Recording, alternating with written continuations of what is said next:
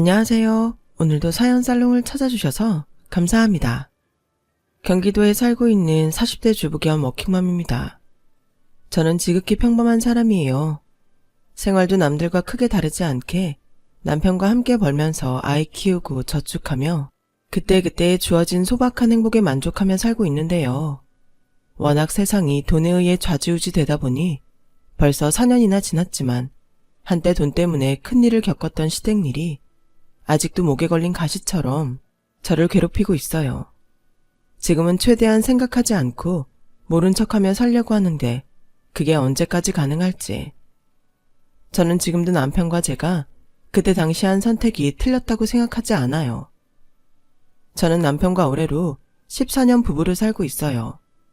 저희에게 아들이 하나 있는데 사내아이다 보니 말썽도 심하고 체력적으로 많이 부딪히지만 건강하게 자라주는 것만으로도 아들에게 고마움을 느끼고 있어요. 저는 그만큼 큰 욕심도 없고 주어진 것에 만족하며 사는 편이에요. 누가 이자를 많이 준다고 계모임 같은 걸 하자고 해도 흔들리지 않을 자신도 있고요. 그리고 남편도 저와 비슷한 사람이라 저희 부부는 살면서 지금까지 적어도 돈 문제로 싸운 적은 없었는데요. 저희 친정도 시댁도 비슷한 보통의 경제 형편으로 크게 자식들에게 손을 내밀지 않아 저는 그 점을 감사하게 생각했어요. 주변에서 자주는 아니지만 그놈의 돈이 뭐라고 양가 부모님과 돈 때문에 힘들어하는 사람들을 보기도 했거든요. 그렇다 보니 저는 평소에도 양가 부모님이 자식들에게 당신들 재산 물려주지 않아도 되니 갖고 계신 돈으로 사시는 날까지 편하게 사셨으면 좋겠다고 생각하게 되었는데 돌연님까지 경제적으로 어렵지 않은 동서와 결혼하면서 저희 가족들은 다행히 돈 때문에 얼굴 붉히는 일은 없었어요. 그나마 형편으로 보면 동서가 가장 나은 편이긴 했는데 그래서인지 동서가 은근 그 부분을 과시하려 하는 것 같았지만 저는 그러거나 말거나 했었어요. 물론 그 부분 때문에 동서와 잘 지내기는 어려워 어느 정도 거리를 둔 채 살았지만 크게 부딪히는 일 없었으면 그것도 그걸로 만족하며 살았어요. 그렇게 큰 불만 없이 이어오던 행복한 생활은 어느 날 갑자기 행운이라는 가면을 쓰고 찾아왔고 그저 평범한 집안을 풍비박산으로 만드는데 저도 그 풍파에 힘든 시간을 보낼 수밖에 없었죠. 그리고 그 일은 약간 흥분한 시어머니의 전화 한 통으로 시작됐어요. 저와 남편은 그런 시어머니의 호출로 퇴근 후 시댁을 방문하게 되었고 저희 부부는 뜻밖의 소식에 그저 어안이 벙벙했었네요. 어머니, 무슨 일이세요? 동서도 먼저 와 있었네. 형님 오셨어요? 당연히 제가 주인공인데 제가 먼저 와 있어야죠. 동서는 저보다 6년 늦게 시집을 왔는데 딱히 내세울 건 없었지만 친정 부모님이 일찍 돌아가시면서 동서에게 지방의 땅을 물려줘 좀 있는 척을 하는 편이었어요. 그날은 자기가 주인공이라며 어찌나 콧대를 세우는지 저는 아직 아이가 없는 동서가 임신이라도 한 줄 알고 이렇게 물었죠. 왜? 뭐 기쁜 소식이라도 있어? 척하면 척이죠. 제 얼굴 활짝 핀 것 같지 않아요? 그래, 뭔지 모르지만 엄청 좋은 소식인가 보다. 그래서 뭔데? 혹시 임신? 어머, 형님도 무슨 그런 헛다리를 짚으세요. 저랑 그이는 그냥 딩크로 살기로 했어요. 요즘 누가 애를 낳아요? 돈 들어가지 힘들지. 다행히 형님이 아들을 낳아서 저는 뭐 굳이 아들 낳아야 하는 걱정도 없으니까 그냥 그이랑 저는 연애하면서 살려고요. 그래? 뭐 동서랑 서방님이 생각이 그렇다면 뭐 그런 거지. 그럼 그 좋은 소식은 정말 뭐야? 저는 임신도 아니라는 동서의 말에 전혀 감을 잡지 못했어요. 그러자 옆에서 남편이 무슨 로또라도 됐냐고 서방님에게 말했고 서방님은 뭐 비슷하다며 약간 거들먹거리듯 말했는데 곧 동서의 입에서 나온 말에 일단 저희 부부도 순간 놀라 입이 떡 하고 벌어지고 말았어요. 야, 너 아까 했던 말 다시 해봐라. 그 지방에 있는 땅이 어떻게 된다고? 어머님도 아까 다 들으셨잖아요. 제가 물려받은 그 땅이 원래는 개발 제한구역이었는데 이번에 풀리면서 재개발 지역이 됐대요. 워낙 땅이 넓어서 부동산에서 전화가 왔지 뭐예요. 땅 팔 생각 있냐고요. 세상에, 그 땅이 300평은 좋게 넘는다고 했지?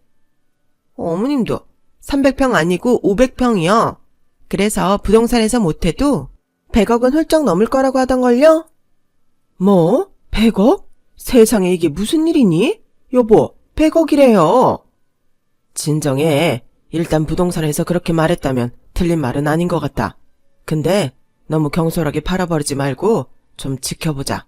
재개발이 된다고 하면 돈이 계속 오를 거야. 역시 우리 아버님은 현명하시다니까. 저도 그러려고요. 그래도 확인은 해봐야 하니까 내일은 이랑 부동산 좀 여러 군데 돌아다니면서 얘기 좀 들어보려고 해요. 엄마, 이 사람이 그러는데 그 땅으로 돈 벌면 엄마 아버지 그림 같은 전원주택 지어주고 두 분 평생 돈 걱정하지 않고 해외여행이나 다니면서 살 수 있게 하겠대. 이만하면 나 진짜 장가 잘 가지 않았어? 뭐? 어머나 세상에. 내가 무슨 복이 있어 너 같은 복덩이 며느리를 맞았을까? 고맙다. 정말 고마워. 아휴, 주책맞게 눈물이 더 나려고 하네. 어머님도 참, 제가 친정 식구가 없잖아요. 그래서 저한테는 어머님, 아버님이 제 친정 부모님이랑 다를 바 없어요. 두고 보세요. 제가 평생 효도할 테니. 너 자꾸 나 울릴래? 여보, 당신도 둘째한테 뭐라고 좀 해봐요. 당신은 고맙지도 않아요. 당신도 참, 나도 고맙지. 뭘 그걸 꼭 말을 해야 하나. 내가 말을 안 해서 그렇지. 요즘 참 힘들었는데 둘째 니 덕에 걱정 좀 내려놓을 수 있겠다. 고맙다 둘째야. 순간 분위기는 동서와 도련님에게 모두 쏠렸고 상대적으로 저나 남편은 좀 민망할 정도로 그 자리에서 어찌해야 할지 몰라 했는데요. 그래서인지 남편이 먼저 입을 열었어요. 아버지, 그렇게 힘드셨으면 미리 말씀을 하시지. 이렇게 말씀하시니 장남인 제가 너무 죄송하네요. 내가 너 그럴까봐 말 안 한 거야. 정년 채우고 경비하는데 힘들지 안 힘들겠어? 너도 참 아비 생각을 하는 거냐? 그래도 나름 부장님 소리 듣고 살았는데 당연한 거지. 그래도 이렇게 좋은 소식이 있으니 얼마나 다행이냐. 나도 앞으로는 네 엄마랑 쉬면서 여행이나 다니면 좋겠다. 남편은 그렇게 본전도 찾지 못하고 다시 할 말을 잃었어요. 제가 봐도 확실히 그날의 분위기는 온통 동서를 중심으로 화기애애했고 그 사이에 저와 남편은 낄 자리가 없었는데요. 뭐 거기까지는 괜찮았는데 시어머님이 이윽고 저를 보더니 뭔가 마음에 들지 않는다는 듯 이렇게 말씀하셨어요. 예, 큰애야. 너는 왜 꿀먹은 벙어리가 됐냐? 무슨 말이라도 해봐. 100억이라는 말에 놀라서 그러냐? 아, 놀라긴 했죠. 근데 너무 큰 돈이라. 엄마, 이런 말 어떻게 들릴지 모르겠지만 아직 확실하지 않은데 너무 성급한 거 아닐까? 확실하면 축하할 일이고 잘된 일이지만 워낙 재개발이라는 게 변수가 많으니까 나중에 실망하지 말고 좀 기다려봐. 형, 지금 무슨 말을 하고 싶은 거야? 형은 재개발이 엎어지기라도 했으면 좋겠다는 거야? 도련님, 그게 아니고 이 사람은 좀 확실해지면 같이 축하하자는 말이에요. 동서, 어쨌든 축하해. 100억이라니 얼마나 많은 돈인지 감도 안 온다. 그렇죠? 사실 저는 지금도 넉넉해서 크게 불편한 게 없는데 이런 대박까지 터지다니. 역시 될 사람은 뭐래도 되나 봐요. 그래서 말 나온 김에 그 땅 최고 높은 가격으로 처분하고 저희 가족 모두 단지를 이루고 살게 집을 세 채 지으면 어떨까요? 경기도 쪽이면 그렇게 시골도 아니고. 어머, 좋지? 예, 난 무조건 좋아. 그리고 니네 집안일은 나랑 네 형님이 다 하마. 어머님도? 그럼 제가 너무 죄송하잖아요. 그리고 형님은 일도 하시는데 제가 집에서 놀면서 어떻게 어머님께 그런 걸 해달라고 해요? 얘는 내가 좋아서 하는 건데 뭐. 그리고 일하는 쟤보다 네가 더 가진 게 많은데 네 팔자가 상팔자지. 둘째야, 내가 너 친딸처럼 생각하는 거 알지? 어머님은 확실히 100억이라는 말에 동서밖에는 아무도 보이지 않는 듯 보였어요. 손을 잡고 내내 고맙다며 몇 번이고 말씀하시는데 저도 맏며느리라고 나름 친정엄마보다 더 신경 쓰고 잘하려 노력했는데 돈이 뭔지 허무해지더군요. 게다가 시아버님도 더는 힘든 경비일 안 해도 된다고 하시며 도련님에게 고맙다고 하시는데 남편은 저와 비슷하게 허탈해하는 듯 보였어요. 그렇게 집에 돌아온 저희 부부는 서로 말은 하지 않았지만 서운한 기색이 역력했는데 그럼에도 남편은 저보다 매사 신중한 편이라 내심 걱정이 되는 듯 보였고 저는 그 걱정이 행여 동선애에게 다르게 비칠까 싶어 이렇게 말했어요. 자기야, 부동산에서 연락 온 거라잖아. 그럼 확실한 거 아니야? 괜히 도련님이랑 동서한테 오해 사지 말고 빈말이라도 축하한다고 해. 아버님 어머님도 좋아하시는데 그럼 됐잖아. 내가 남 일이면 그럴 수 있지. 근데 가족 일이잖아. 괜히 헛바람 들고 실망하면 그땐 어쩔 건데. 100억 생긴다고 하던 일도 그만두고 씀씀이만 커지시면 그땐 정말 곤란하잖아. 자기는 정말 걱정이 너무 많아서 탈이야. 부모님이 애야? 어련히 잘하시겠지. 저는 자기 집 일이라서 더욱 걱정이 많은 남편에게 괜한 걱정하지 말라고 했어요. 가뜩이나 동서는 저희 부부가 사실은 배가 아프면서 괜히 딴지를 건다고 생각하는 눈치였는데 그 어떤 빌미도 만들어주고 싶지 않았거든요. 그리고 사람이라면 당연히 그런 큰 돈이 생긴다는데 부럽지 않았다면 거짓말이겠지만 그렇다고 저나 남편이 동서에게 잘 보여 콩고물이라 바라는 그런 사람도 아니었어요. 그래서 그냥 저는 동서네가 운 좋게 큰 돈을 벌어 장남이고 맏며느리인 우리 대신 시부모님께 큰 효도를 한다고 생각했는데 그렇게 생각하니 동서가 고맙기까지 했어요. 그리고 그 일은 저에게서 점점 잊혀졌는데요. 어째 저희와 크게 상관없다고 생각한 제 생각과 다르게 동서의 100억 횡재 사건은 점점 예상하지 못한 일로 번져갔고 시댁을 다녀온 지 한 달이 지났을까? 저는 동서와 시어머니에게 할 말이 있다며 점심시간에 따로 만나 이야기하자는 말을 듣게 됐어요. 어머님, 동서, 여기까지 무슨 일이야? 무슨 일이긴요. 집안에 경사가 나는데 여자들끼리 의논할 게 좀 많아요? 그래서 왔죠. 의논? 나까지? 예, 넌 우리 식구 아니냐? 거두절미하고 본론부터 말하마. 우리 집이랑 작은애 집 처분하려고 부동산에 내놨다. 집을요? 갑자기 왜? 형님, 왜긴요. 제가 그때 말씀드렸잖아요. 괜찮은 땅에 집 세 채 짓고 같이 살자고요. 그래서 일단은 저희 집들 내놨고 땅 알아보고 있는데요. 형님도 빨리 집 내놓으셔야 같이 움직이니까 말씀드리는 거예요. 우리까지? 글쎄, 우린 아직 거기까지는 생각을 못했는데. 뭐? 근데 너는 우리랑 같이 살고 싶지 않은 거냐? 아니요, 그건 아닌데 애들 아빠 성격 아시잖아요. 워낙 신중한 사람이라서. 형님, 그 말은 좀 듣기 그런데요. 저 이미 부동산에 가서 다 알아봤고 제가 가진 땅도 부동산에 내놓은 상태예요. 벌써 이 사람 저 사람한테 제한구역 해주되면 자기들한테 땅 팔라고 연락도 받았는걸요. 제 땅은 마음만 먹으면 금방 팔 수 있어요. 이 이상 뭘 더 확실히 해요. 그러지 마시고 형님네도 저희랑 같이 하세요. 그래도 동서, 일단은 동서 말대로 땅을 먼저 팔고 그 다음에 집들을 정리하는 게 맞지 않을까? 덜컥 집부터 처분한다는 게 나도 좀 그런데. 아유, 아니 내 아들도 문제지만 어째 너도 앞뒤가 꽉 막혔냐? 미리미리 준비해서 나쁠 게 없으니까 그렇지. 잔말 말고 너도 오늘 당장 집 내놔라. 어머님, 그건 좀 곤란해요. 아이 학교 문제도 있고요. 저희는 쉽게 움직이긴 힘들어요. 그리고 이건 그냥 노파심에서 하는 말인데 동서 땅이 아직 제한구역에서 풀린 것도 아니니까 집은 천천히 처분하시는 게 좋을 것 같아요. 조심해서 나쁠 거 없잖아요. 형님, 무슨 말을 사람 기분 나쁘게 그렇게 하세요? 그러니까 형님은 믿지 못하겠다 이 말인 거죠? 어머님, 저 기분 나빠서 더는 여기 못 있겠어요. 싫다는 사람한테까지 강요할 필요 없잖아요. 나중에 제가 땅 비싸게 팔고 돈방석에 앉으면 그때 딴소리나 하지 마세요. 저 이번 일 절대 잊지 않을 거니까. 동서, 내 말은. 됐어요. 아무 소리 하지 마세요. 더는 듣기 싫어요. 큰애 너는 왜 괜히 둘째 신규를 건드리고 그러니? 그냥 식구들이 하자는 대로 하면 될 일인데. 어머니, 됐어요. 형님은 아무래도 저희랑 같이 살고 싶지 않은가 봐요. 그러니 이참에 2층짜리 호화주택 짓고 어머님네랑 저희랑만 같이 살아요. 마당에 수영장도 만들어서 겨울에는 뜨거운 물로 노천탕도 즐기고요. 동서는 제 말에 기분이 상했는지 제 말을 더는 들으려 하지 않았어요.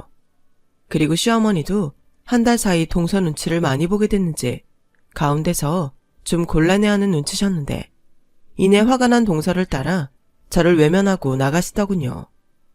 저는 솔직히 제가 틀리지 않았다고 생각했어요. 그래서 퇴근 후 남편에게 낮에 있었던 일을 이야기했고 남편은 아무래도 가족들이 동서에게 휘둘리는 것 같다며 한숨을 쉬었는데 그때였어요. 시아버님이 남편에게 전화를 거셨죠. 네, 아버지. 네 엄마한테 얘기 들었다. 네 처가 집 팔고 우리랑 같이 움직이는 거 싫다고 했다며? 너도 같은 생각이냐? 저도 집사람한테 들었는데 그렇게 급하게 집부터 처분하라니. 저희는 애 학교도 그렇고 저희 직장 출퇴근도 있어서 힘들 것 같아요.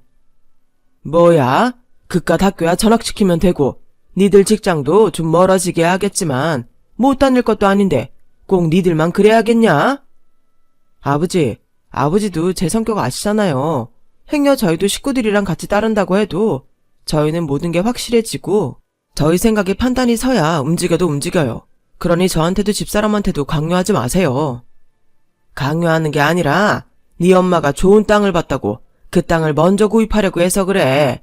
대지가 200평인데 집 2채 처분한다고 그 땅을 어떻게 사겠니?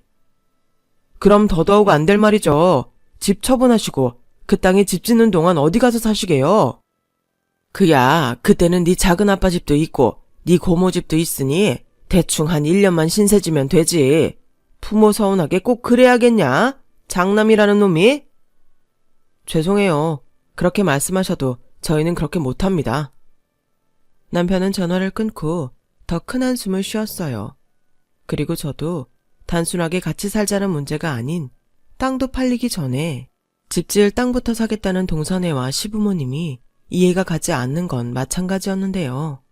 어쩐지 그냥 생각이 달라 거절하는 건데 유독 기분 나빠하던 동서가 왜 그랬는지 그때 알겠더라고요. 그리고 그 뒤로 며칠 더 저는 전화로 시어머니에게 똑같은 얘기로 들들 볶여야 했어요. 저희가 집을 팔아 보태면 그래도 대출을 조금만 받으면 되는데 저희가 동참하지 않으면 대출을 몇 억 더 내야 한다며 어떡하든 저를 설득하려 하셨죠. 하지만 내막을 모두 안 이상 저도 남편도 그 뜻을 따를 수 없었고 그 문제는 점점 가족들 간의 불화로 이어졌어요. 이런 말이 좀 그렇지만 그렇게 식구들끼리 골이 깊을 때 시아버님의 생신이었고 그렇다고 참석하지 않을 수 없었기에 저는 아이를 데리고 시부모님 댁을 찾았는데요. 마치 저희 가족은 투명인간이라도 되는 듯 눈길 한번 말 한마디 건네지 않으시더니 심지어 밥상까지 찬밥에 김치 남은 거 딸랑 차려주며 동서네와 차별하시는데 저도 남편도 어이가 없어 숟가락도 들지 않았어요. 동서네와 자신들은 소고기 구워 먹으면서 저희 아이가 자기도 고기 먹고 싶다고 그 자리에 앉으니 아이까지 먹을 자격 없다며 끼워주지 않는데 그걸 보니 저도 화가 나더군요. 그래서 저도 기분 나쁜 내색을 하고 남편에게 집에 가자고 큰 소리로 말했어요. 그러자 동서가 비아냥거리며 이런 소리를 했어요. 어머, 형님, 기분 나쁘세요? 형님이 우리랑 같이 안 하고 싶어 하셔서 저는 일부러 형님네 끼워주지 않은 건데요. 왜요? 막상 저희끼리 소고기 구워 먹으니 기분 상하셨어요? 동서, 적당히 해. 나도 지금 굉장히 많이 참고 있으니까. 네가 안 참으면 어쩔 건데? 너희는 앞으로도 우리랑 같이 겸상할 생각도 하지 말아라. 니들이 먼저 우리랑 같이 안 한다고 선 그었잖아. 좋은 건 같이 하고 싶고 불편한 건 같이 안 하고 싶은 거냐? 엄마, 지금 무슨 말을 그렇게 해. 애한테까지 그럴 필요는 없잖아. 나나 이 사람은 그냥 모험할 필요는 없다는 건데. 재수 씨도 그래요. 꼭 집안 분위기 이렇게 만들어야 해요? 형이 뭔데 우리 여보한테 화를 내. 그리고 좋은 땅의 주인을 기다려줘? 우리가 지금 그 땅이 너무 좋으니까 다른 사람한테 뺏기기 전에 사겠다는 거잖아. 형이야말로 우리 여보를 못 믿는 거 아니야? 아니지? 형, 설마 우리가 헛다리 짚었길 바라는 거 아니지? 야, 너 다 했냐? 형이 걱정돼서 그러잖아. 니들 설레발에 부모님까지 휘둘리는 거 내가 얼마나 불안한 줄 알아? 아, 그러셔? 그래, 형은 그렇게 계속 불안해하다가 우리 떵떵거리고 잘 살 때 실컷 부러워해. 우린 형네 없어도 그냥 대출 받고 진행하기로 했으니까. 뭐? 엄마, 아버지, 정말 그렇게까지 하시게요? 그래, 어차피 니들은 동참 안 한다고 했으니 빠져라. 우린 무조건 둘째 내가 하자는 대로 하기로 했다. 저는 이미 완전히 마음이 굳어진 시댁 가족들을 보며 더는 아무 말도 소용없다는 걸 알았어요. 그래서 답답해하는 남편에게 그만하라고 말렸고, 남편은 자신의 진심이 그렇게 호도되는 것이 서운했는지 집에 돌아와서도 아무 말도 하지 않았는데요. 아마도 그때부터 남편은 자기 식구들이지만 마음을 닫기 시작했던 것 같아요. 저는 저대로 걱정스러운 마음과 서운한 마음으로 저희는 저희대로 잘 살면 된다고 생각하게 되었고요. 하지만 그러는 사이 동서는 점점 시댁의 중심이 되어가면서 마치 왕이라도 된 듯 자기 마음대로 뭐든 쥐락펴락하는 듯 보였고, 직접적으로 보거나 듣지 않았지만 SNS에 동서가 시부모님과 호화로운 생활을 하는 것을 과시하듯 사진과 글을 올렸는데, 아직 땅도 팔지 않았는데 마치 이미 손에 100억이 들어온 듯 흥청망청 쓰고 있으니 관심을 끊었다고 해도 걱정되는 마음은 여전했어요. 그러던 어느 날이었어요. 평소 저를 예뻐해 주시던 시어머님의 동생, 그러니까 남편의 이모님이 웬일로 전화를 주셨고, 이모님은 잔뜩 걱정스러운 목소리로 이렇게 말씀하셨는데요. 아니, 내가 가만히 있자니 너무 불안해서 전화했다. 얼마 전에 조카 동서가 가진 땅 대박 났다고 큰돈 벌게 생겼다는 말은 들었는데 3주 전에 금방 갚는다고 돈 1,000만 원을 빌려가 놓고 그 돈도 갚을 생각도 하지 않더니 어제는 1,000만 원을 더 빌려달라고 하더구나. 듣자 하니 나 말고도 다른 형제들한테 자기 둘째 며느리 땅만 팔리면 갚는다고 돈 빌려 쓰는 것 같은데 괜찮은 거 맞니? 원래 그런 사람이 아닌데 내가 불안해서 도통 잠을 잘 수가 없어. 집도 팔았다고 3개월 뒤엔 우리 집에 형부랑 오겠다고 일방적으로 말하는데 나랑도 그 일로 한바탕 했다. 실은 내 주변에 그런 거 잘하는 지인이 있거든. 거기 소문만 무성하고 말이 많은 지역이라는데 괜찮은 거 맞니? 너도 뭐 들은 게 있을 거잖아. 그게요. 사실은 저도 잘 몰라요. 그리고 저나 남편도 그 일로 걱정이 많은데 동선에도 어머님들도 워낙 확실하다고 믿으시고 계셔서 저희 말은 도통 듣지 않으세요. 이모님, 제 생각엔 더 이상 돈은 빌려주지 않으시는 게 좋을 것 같아요. 다른 분들도 그렇고요. 저는 이모님의 말을 듣고 마음이 무거웠어요. 사실 그럴까봐 저도 남편도 걱정이 컸던 거였는데 저는 일이 더 커지기 전에 동서와 이야기를 해봐야겠다고 생각해 동서에게 전화를 걸었어요. 그리고 밖에서 둘만 따로 만나기로 했죠. 형님, 무슨 바람이 불어 먼저 저를 보자고 하셨을까요? 동서, 오해는 하지 말고 들어. 내가 좀 불안한 말을 들어서 동서한테 확인하고 싶어서 보자고 했어. 뭔데요? 동서 그 땅 제한구역에서 풀리는 거 확실해? 거기가 소문만 많고 불안하다고 해서. 어머, 누가 그런 헛소리를 해요? 조만간 발표 날 거고요. 그럼 돈방석에 앉는 건 시간 문제라고요. 괜히 배 아픈 사람들이 하는 말을 들으셨나 본데 어차피 형님이랑은 상관없으니 신경 쓰지 마세요. 동서, 내가 어떻게 신경을 안 써. 지금 어머님 가진 거 다 쓰고 형제들한테 돈까지 빌려 쓰시고 있는 것 같은데 동서는 알고 있었어? 그깟 돈 얼마나 된다고요? 저 땅만 팔리면 그거 다 해결해 드릴 수 있어요. 어머님도 한 번쯤은 그런 인생 사실 수도 있는 거잖아요. 순서가 뭐가 중요해요? 요즘 어머님이랑 아버님이 얼마나 행복해 하시는 줄 아세요? 형님은 저한테 큰절하셔야 해요. 제가 맏며느리 역할 다 하고 있으니까 툭 까놓고 형님도 배 아프시죠? 저는 동서의 말에 어이가 없어 할 말을 잃고 말았어요. 그리고 동서의 말과 태도에 아무리 얘기를 해도 말이 통하지 않을 거라는 것만 확인하는 꼴이었고, 저는 시부모님이 돈이 필요해 빌렸다면 그도 이해는 할 수 있지만 실상은 돈을 빌려 백화점 명품 쇼핑을 하시는 등 전에는 하지 않던 사치를 하고 계시니 어째 나서기엔 이미 늦어버린 기분이 들었어요. 그렇게 계속 벽에 부딪히니 저도 사람인지라 마음 한편에는 시부모님이 그러시든지 마시든지 신경 쓰지 말자는 생각도 들었는데, 그래도 동서일이 있기 전까지 시부모님과 잘 지내온 기억 때문인지 마음을 모질게 먹었다가도 금방 다시 신경이 쓰였어요. 그쯤 되니 저는 돈이 정말 무서운 거라는 걸 알 수 있었죠. 한순간에 사람들이 변하고 자기들이 생각하고 싶은 대로 생각하는데 꼭 귀신에 씌인 사람들 같더군요. 그리고 동서는 저와 만난 후 더 상태가 나빠져 시부모님과 더 큰 사치를 부리며 지냈고 그걸 저에게 어떡하든 보여주고 싶어 사진을 보내놓고 실수로 잘못 보낸다는 듯 유치한 짓까지 했어요. 저는 동서의 그 모습에도 아무 말도 하지 않았어요. 어차피 여러 차례 제가 어떤 말을 해도 듣지 않을 거라는 걸 확신했기 때문이었죠. 남편도 마찬가지였어요. 처음엔 걱정만 하던 남편도 더는 신경 쓰지 않는 눈치였고 저에게도 더는 관심 갖지 말라고 하는데 이러다가 남편이 가족들과 영영 관계를 끊겠다고 할 것 같았죠.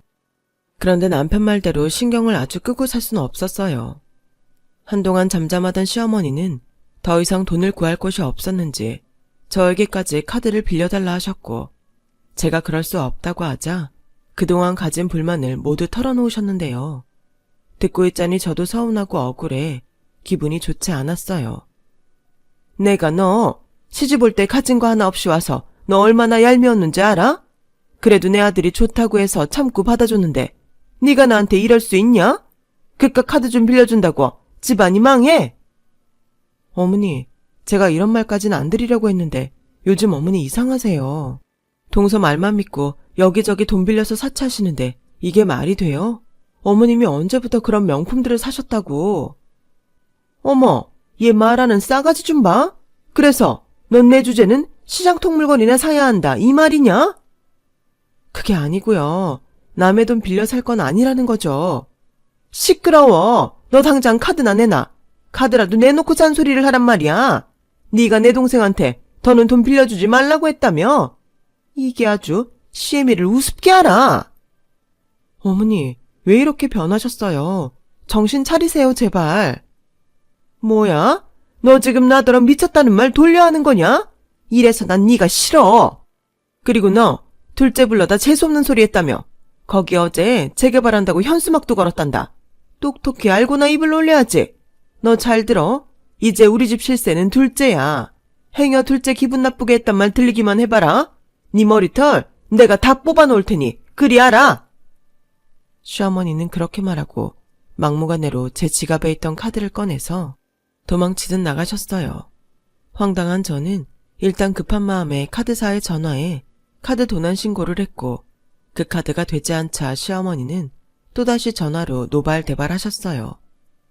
그 모습을 옆에서 보던 남편이 화가 나서 무슨 짓이냐며 이럴 거면 차라리 연 끊고 다시는 보지 말자고까지 했는데 시어머니는 하나도 아쉽지 않다며 되레 남편에게 더 큰 소리를 치시더군요. 너도 참, 내 아들이지만 한심하다. 우석이를 봐라. 장가 잘 가서 앞으로 돈 걱정 없이 편하게 살 텐데 넌 돈 몇 푼에도 쪼잔하게 굴고 싶냐? 지금이라도 네 동생 내 비위 맞추고 잘 보일 생각을 해야지. 이제 금방 걔네한테 100억 넘게 생긴다고. 너 그 뒤에도 이렇게 나한테 큰 소리 칠 수 있어? 됐어요. 난 1000억이 생긴다고 해도 내 돈 아니면 관심 없으니까 앞으로는 저희한테 연락하지 마세요. 남편은 자기가 먼저 전화를 끊었어요. 그리고 저에게도 이제부턴 시댁 전화를 받지 말라고 했는데요. 그렇게 저는 이왕 이렇게 된 거 동서가 믿는 그대로 일이나 잘 되기 바랄 뿐 그 어떤 것도 하지 않기로 결심했어요.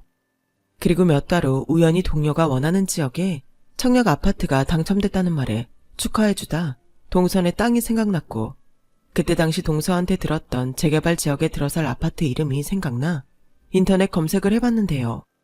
다행히 동서의 땅이 있는 그 지역에 그 아파트가 들어설 전망이라는 지역 기사를 볼 수 있었어요.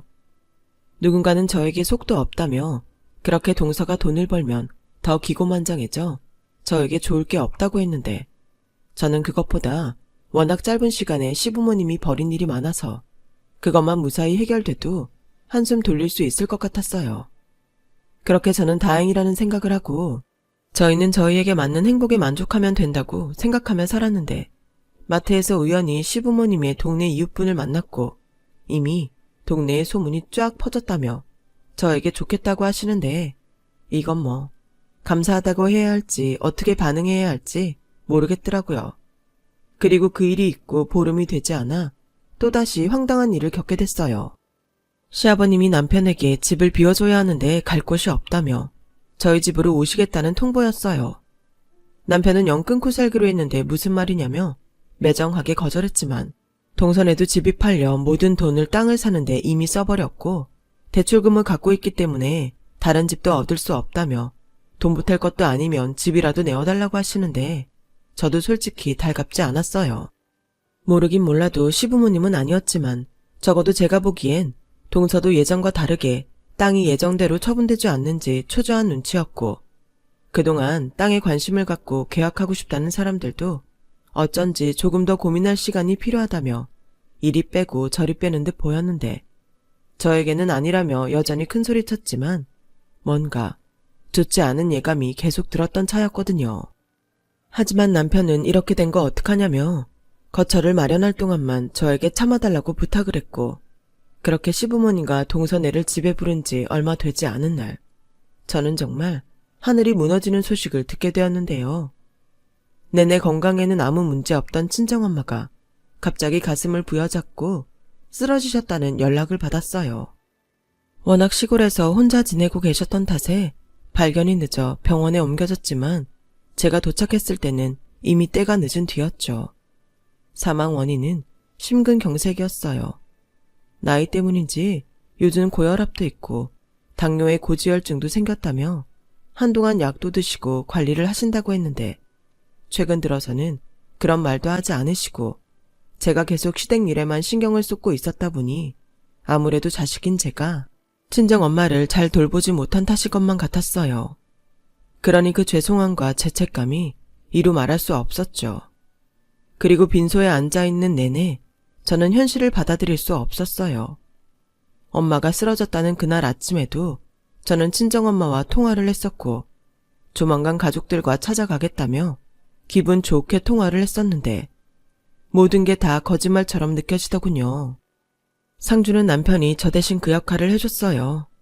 자식이라곤 저 하나밖에 없었고 원래는 저와 단 둘이 살다가 제가 결혼하면서 도시보다는 시골이 좋다고 내려가셨는데 늦은 후회라는 걸 알지만 그때 그걸 왜 말리지 않았나. 10년도 넘은 그때의 일을 눈물로 후회했어요. 그렇게 3일 친정엄마의 장례를 치렀어요. 저는 기절과 탈진을 반복해 남편의 권유로 한동안 병원에 있게 되었는데요. 남편은 어차피 집에 가도 시댁 식구들 때문에 정신없으니 차라리 병원에서 쉬는 게 좋을 것 같다고 해서 병원에 있게 됐는데 몸이 아픈 게 아니라 마음이 아픈 거다 보니 어떤 처방도 제 마음을 낫게 할 수는 없었어요. 그러자 남편은 그런 제가 걱정이 됐는지 퇴근 후에는 집보다는 병원에서 저를 위로하는 시간이 많았고 저는 저대로 남편도 아들도 걱정이라 힘들어도 힘을 내보기로 했는데요. 마침 다음날이 토요일이라 병원에 말해 퇴원하겠다고 했어요. 그래서 남편과 함께 오전부터 퇴원 준비를 했고 그렇게 저는 집에 오랜만에 돌아왔어요. 남편은 급한 볼일만 마무리하고 오겠다며 저를 집 앞에 데려다주고 바로 나갔는데 제가 집에 없는 사이 집은 말이 아니었어요. 그래도 시어머니도 있고 동서도 있으니 나름 괜찮을 거라고 생각했는데 그건 저만의 착각이었고 대신 아이는 시부모님이 잘 챙겨주셨는지 아이가 저를 보자마자 할머니 할아버지가 사줬다며 이것저것 자랑을 하더군요. 그래서 저도 감사하다고 생각했어요.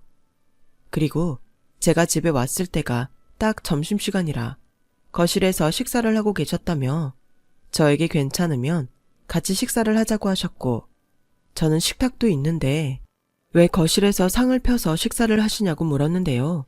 시어머님이 헛웃음을 지으며 말했어요. 집이 좁아 터져서 식탁에서 밥을 먹을 수가 있니? 그냥 거실에서 모여 먹는 거지. 그러게 너희는 무슨 똥꼬집으로 이런 구질구질한 생활을 하겠다고 고집을 피우는 거냐? 지금이라도 마음 좀 바꾸면 안 되겠니? 네 엄마 돌아가셨음 재산 정리하면 돈 좀 될 거 아니야. 유찬이도 이사가는 거 좋다고 했어.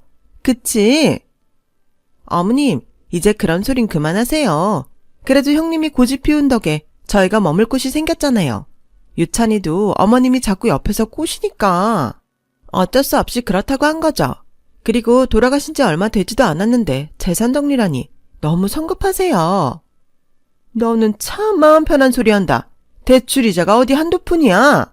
그리고 이참에 식구들끼리 큰 집에서 다 같이 모여서 살면 좋잖아. 난 이제 다시 이런 데 살라고 하면 못 살 것 같다. 형님, 이젠 그냥 그러려니 하세요. 그리고 여기 앉으시고요. 제가 먼저 겪어봐서 아는데 지금 속이 말이 아니죠. 그래도 식사는 하세요. 식사를 하셔야 힘을 낼 수 있죠. 동서는 웬일인지 저에게 전에 없던 정을 베풀었어요.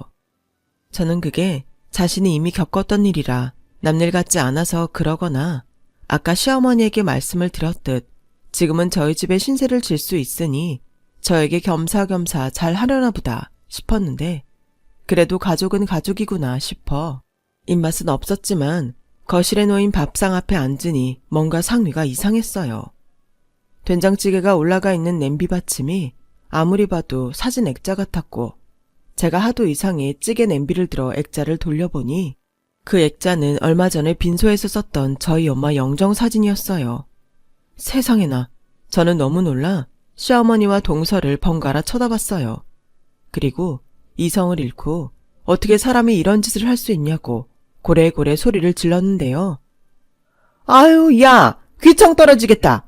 내가 사진 바로 위에 냄비를 올린 것도 아니고 그냥 뒷면만 잠깐 쓴 건데 뭘 그걸 가지고 호들갑이야.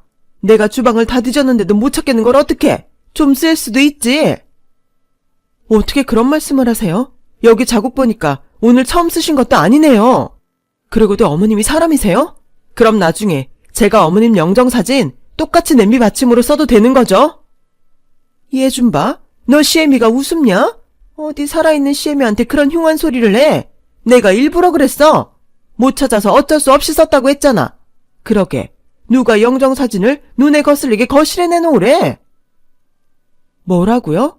그깟 찌개 대충 아무데나 두고 드시면 되지. 저 이번 일은 절대 못 참아요. 당장 나가세요. 이 집 저희 엄마가 대출 받지 말라고 사시는 집 팔아서 반절 보태주신 거 아시죠? 아우, 고값 반절 얼마나 한다고? 예, 둘째야, 너 그 땅 아직 안 팔았니? 이제 그만 흥정하고 후딱 팔아라. 내가 여기 아니면 있을 곳이 없냐? 둘째야, 우리 100억 생기면 당분간은 호텔에서 지내자고 했지? 이거 원, 내가 더는 자존심이 상해서 못 참겠다. 어머니, 그게요. 순간 뭔가 분위기가 자신의 예상대로 흐르지 않는다고 생각했는지 시부모님 얼굴에 불안이 엿보였어요. 그리고 그때 남편이 서둘러 집에 돌아왔는데 남편 손에는 어떤 서류가 들려 있었고 그 서류엔 재개발 예정이었던 땅의 위치가 변경되어 다른 곳에 아파트가 들어선다는 내용이 적혀 있었어요. 이게 뭐냐? 제가 하도 불안해서 이모 아시는 분에게 알아봐달라고 부탁드렸는데요. 개발 제한구역 해지가 무산돼서 다른 곳이 재개발 지역이 됐어요. 이미 발표 났고 거기 사는 주민들이랑 보상금 문제로 논의 중이래요. 뭐라고? 얘 둘째야, 너 이거 아니지? 너 어제도 부동산 다녀왔다고 했잖아. 그게요. 저도 너무 놀라서 찾아가서 물어봤는데 그 지역 사람들이 뭔 짓을 했는지 그렇게 됐대요. 형님, 저 이제 어떡해요? 저 가진 돈 대출금 갚느라 다 써서 한 푼도 없는데 이제 우리 어떡하면 좋아요? 동서, 그러게 내가 신중하게 하라고 했잖아. 어떡하긴 뭘 어떡해. 얼마 전에 산 그 땅 지금이라도 팔아서 메꿔야지. 그래서 땅도 내놨는데 거기도 알고 보니까 투기꾼한테 속은 거더라고요. 요즘은 그렇게 변두리 큰 땅은 아무도 안 산대요. 누가 공장이나 짓지 않으면 답도 없다고 하더라고요. 자기 정말이야? 아니 그런 걸 왜 지금 말해? 남편이 나한테는 말했어야지. 말하면 뭐가 달라져? 이미 다들 100억 생각에 이 난리가 났는데 자기도 차 산다고 덜컥 계약하고 왔잖아. 몰라. 이미 엎어진 물이고 따지고 보면 여기서 가장 큰 피해자는 나야. 여기서 나보다 더 손해본 사람 있어? 동서, 그런 무책임한 말이 어딨어. 따지고 보면 동서가 성급하게 움직여서 이 사달이 났는데 어머님 아버님이 친척들에게 빌려 쓴 돈만 해도 얼만 줄 알아? 이거 다 동서만 믿고 그러신 건데. 형님, 어떻게 저한테만 뭐라고 하세요? 저는 좋은 마음에서 한 거죠. 다 같이 잘 살겠다고 한 게 잘못이에요? 그러니까 이참에 형님 내가 장남 노릇 좀 하세요. 이 집 팔고 아주버님이랑 형님 이름으로 대출받으면 당장 벌어진 일은 수습할 수 있지 않겠어요? 사는 거야. 일단 땅이 있으니 거기서 일단은 머물고요. 뭐? 그게 말이 된다고 생각해? 설마 혼자만 이렇게 따뜻한 집에서 편하게 살겠다는 심보는 아니시죠? 어머님도 형님한테 뭐라고 좀 해보세요. 뭐야? 인연이 뚫린 입이라고 함부로 짓거려? 너, 내가 너 믿고 얼마나 돈을 썼는지 알아? 다 알고 있으면서 모른 척 했다는 거지? 너 이거 다 어쩔 거야? 우리 집 내놔. 우리 집 내놓으라고. 어머니, 좋다고 쓰신 건 어머니시잖아요. 언제 제가 쓰라고 했어요? 저는 그냥 땅 사게 집 팔자는 말밖에는 한 말 없어요. 그런데 어머님이 먼저 동네방네 자랑하시고 적금도 깨고 친척들한테 돈까지 빌려 흥청망청 쓰신 걸 아는데 제가 나가리 됐다는 말을 어떻게 해요? 그리고 막말로 땅 사고 대출금 갚는데 어머님이랑 아버님 한 푼도 보태주시지 않았는데 집을 내놓으라니 그 말은 맞지 않는 것 같아요. 너 인연 오늘 너 죽고 나 죽자. 지금 네가 그게 할 소리야? 그래서 내가 같이 가자고 해도 기어코 너 혼자 부동산 간다고 한 거였어. 아유, 내 돈. 큰애야, 이를 어쩌면 좋냐? 이제 우린 어쩌면 좋아. 내 돈, 내 돈. 그때였어요. 내내 아무 말씀도 못하시던 시아버님이 충격이 크셨는지 쿵 하고 쓰러지셨고 급히 119에 신고를 해서 저와 남편은 병원으로 향했는데요. 조금 전에 퇴원했는데 이게 무슨 경우인지 정말 정신을 차릴 수 없었어요. 하지만 분명한 건 저는 이제 예전의 마음으로 시부모님, 특히 시어머님을 대할 수 없었고 시아버님의 안정을 위해 병원에 모셔다 드리고 집에 오니 시어머니와 동서는 서로 한바탕 싸움을 하셨는지 두 사람의 머리꼴이 말이 아니었어요. 그런데 더 황당한 건 시어머님과 도련님의 태도였어요. 예, 큰애야. 이 화상 당장 내쫓아라. 이제부터 내 며느리는 너 하나다. 어머님이 그러신다고 제가 뭐 아쉬울 줄 아세요? 여보, 우리 가자. 어디를 가든 여기보단 낫겠지. 누가 여보야. 됐어. 빈털털이 된 너랑은 더는 같이 살 이유 없다. 여기 우리 형 집인 거 알지? 너나 나가. 여보, 어떻게 나한테 이럴 수 있어? 우리 서로 사랑하는 거 아니었어? 아니었어. 난 너랑 살면 편하게 살 줄 알았지. 가지고 있던 것도 이렇게 날릴 줄 내가 알았어. 됐어. 차도 날아간 마당에 내가 너랑 왜 사냐? 잘한다, 내 아들. 그래, 너 이혼하면서 쟤 때문에 손해본 것도 다 위자료로 청구해. 큰애야, 소금 가져와라. 아버지 괜찮으시니? 세상에, 저 화상 믿고 경비일도 때려쳤는데 이게 무슨 일이니? 다시 일자리를 어떻게 구하라고? 저는 확실하게 퇴세 전환한 시어머니와 도련님을 보며 할 말을 잃었어요.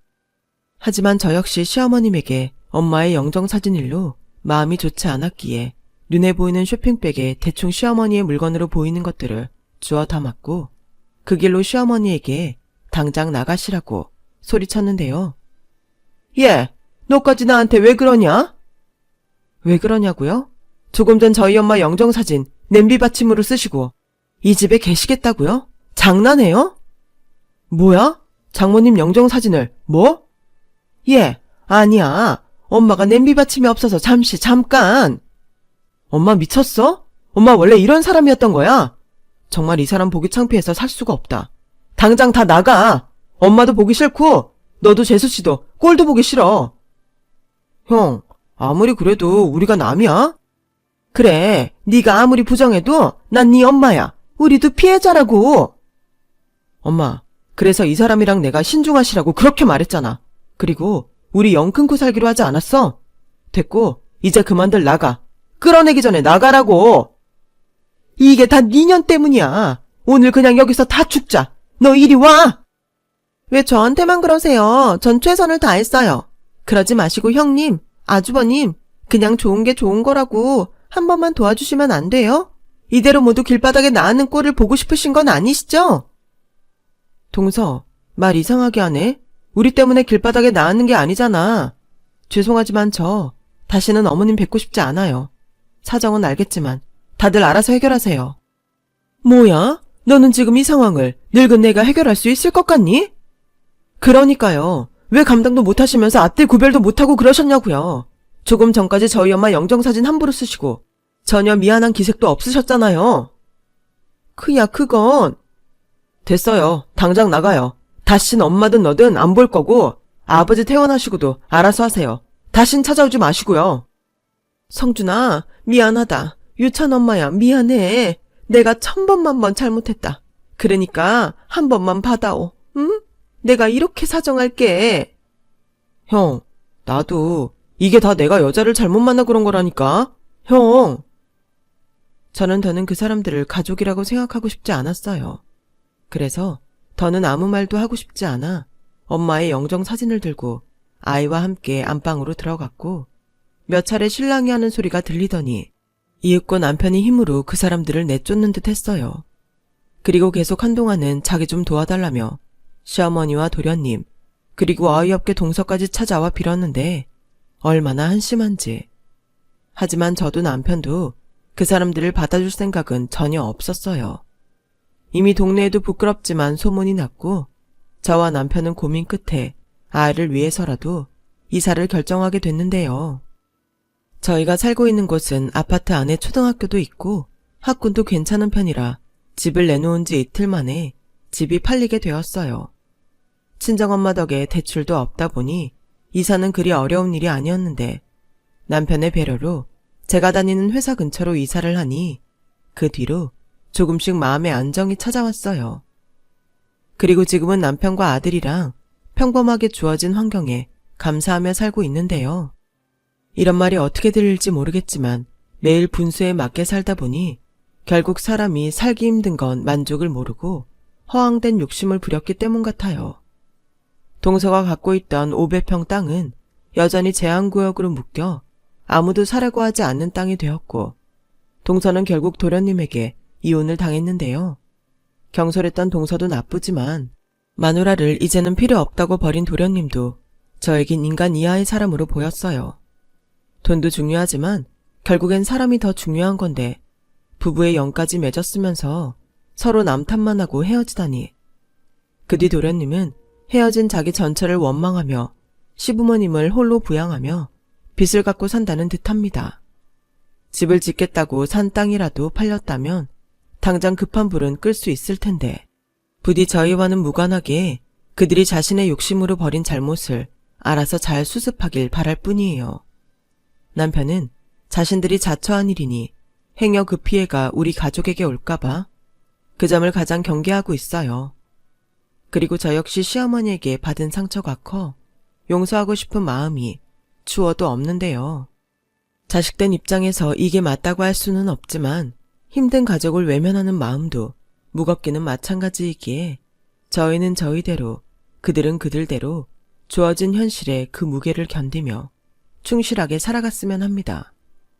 앞으로는 부디 돈이라는 것에 너무 현혹되지 마시고 주어진 것에 감사하며 소중한 행복을 깨지 않으셨으면 합니다.